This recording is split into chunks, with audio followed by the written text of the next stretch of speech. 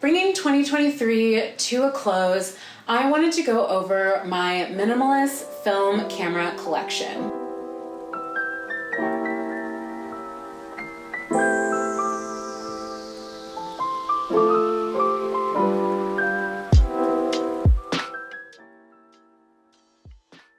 Now, earlier this year, I made a video talking about my minimalist camera collection, including my film and my digital cameras, but this is going to be all about my film cameras.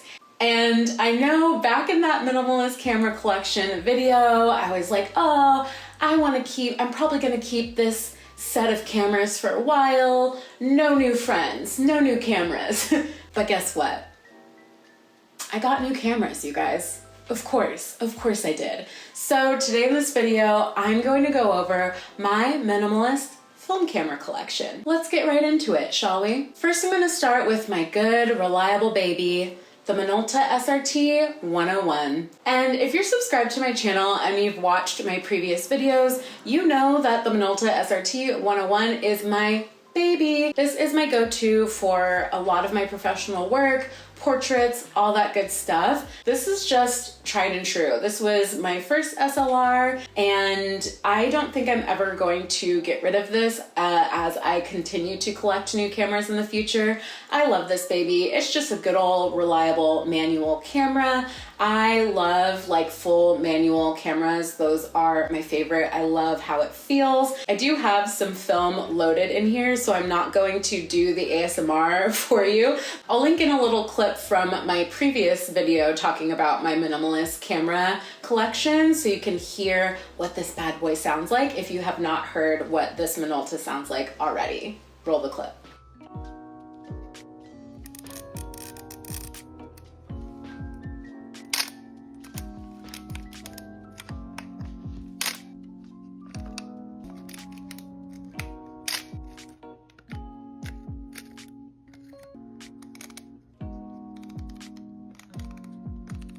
Doesn't that just sound so satisfying? I love this. And I've been able to take some fantastic images with this camera. So, mwah, I love the Minolta SRT 101.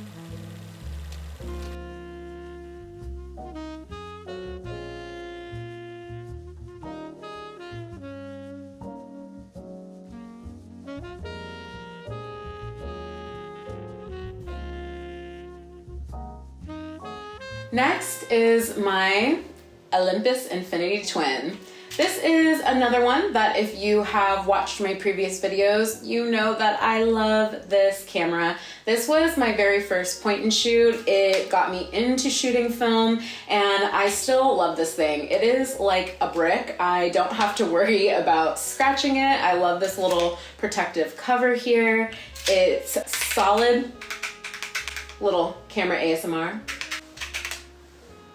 Is that what the influencers do? Should I? Okay, all right. But yeah, the Olympus Infinity Twin, I love this. It can switch between tele and wide, which I love, 35 to 70 millimeter. So it's switching there.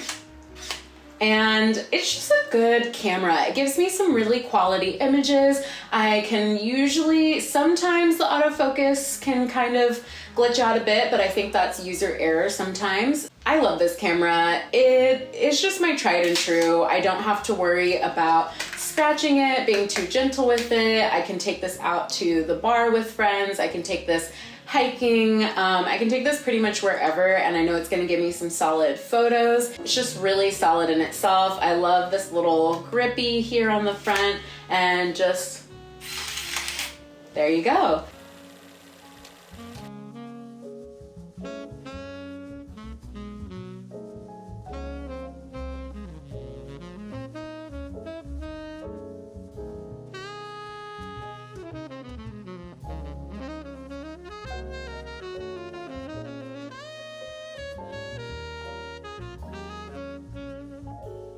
This is the Fuji Film Discovery S1200 Zoom Date.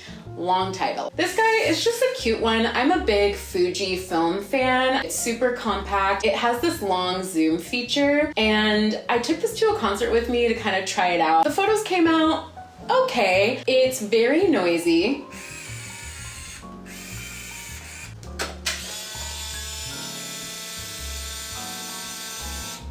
That's loud. It takes like decent photos. One thing I really do not love about this camera is the viewfinder. The viewfinder is extremely tiny.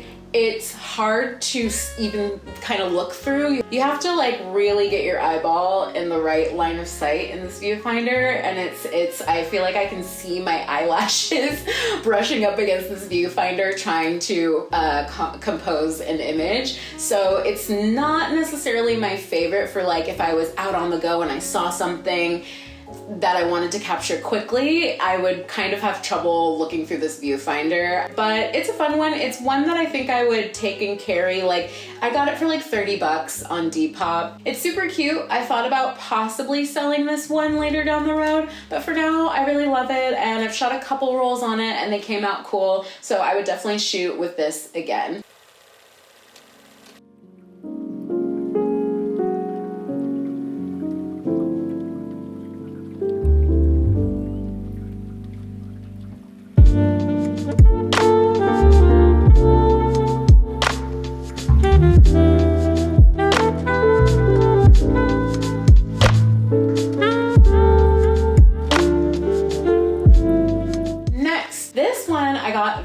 Very recently. This is the Canon SureShot 105 Zoom, and this is a awesome camera. I'm really glad I picked this up. I wanted a point and shoot that was a little more sleek than my Olympus Infinity Twin. I also wanted something that was a bit quieter as well, because I do photographic projects from time to time, and I've been hired in the past to capture like BTS on a film set or other shoots and things like that. I've been on a film set before, like with my Olympus Infinity Twin, and taking photos in between like setting up scenes and things like that. It can be really quiet on set at times.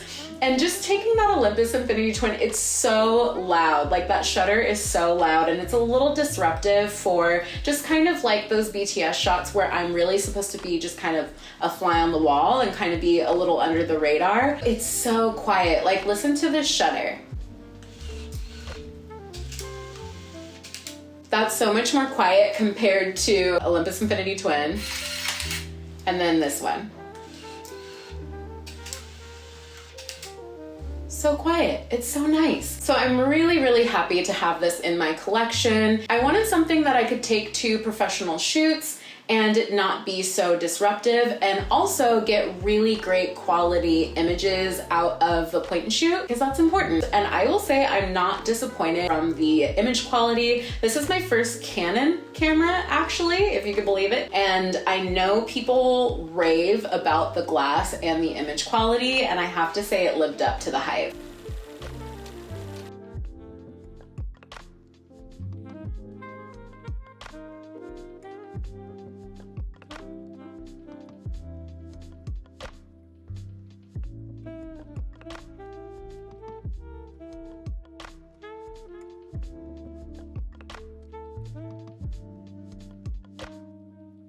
Last but not least, my Olympus half-frame camera. This baby, my Olympus Pen F. This is the original one, the first one. There's a few other variations of the Olympus Pen series. I did do a video on this, so you can go watch that after this video if you want to learn a lot more about this camera. I love this camera. First of all, aesthetically, it is so cool looking. I love the little Gothic F right here. That is the signifier that it is the Olympus Pen F. This is a full manual camera. It is an SLR. It doesn't have a setting for your ISO. It just reads the ISO as is on the box speed. You can adjust your shutter speed on the front dial here, and then you have your aperture on the front here, of course, and you focus. Pretty easy peasy and simple. I've been happy with the images so far. Some key features I really love about this camera is the double advance. So to be able to advance your film and take a photo, you have to advance the lever twice instead of once.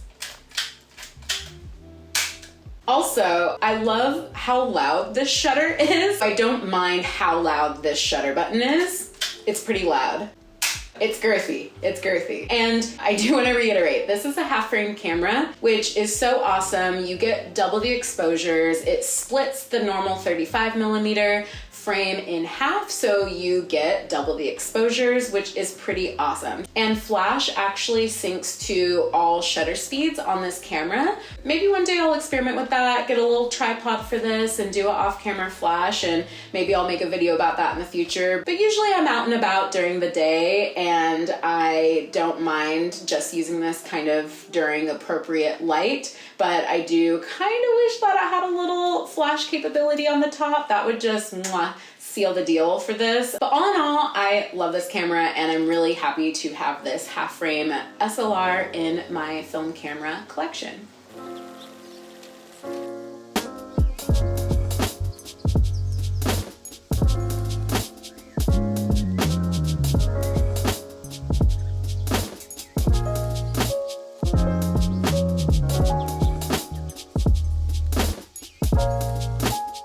So much fun showing you all my minimalist film camera collection. I hope you enjoyed watching that, and let me know in the comments below if there's any cameras that were your personal favorites in my collection, any that you have in your own collection, or any that you want to add to your collection. Let me know in the comments below. That is it for this video. Please like and subscribe if you want to see more videos like this, and I hope you all have a wonderful and safe holiday season, and I will see you in the new year with a new video.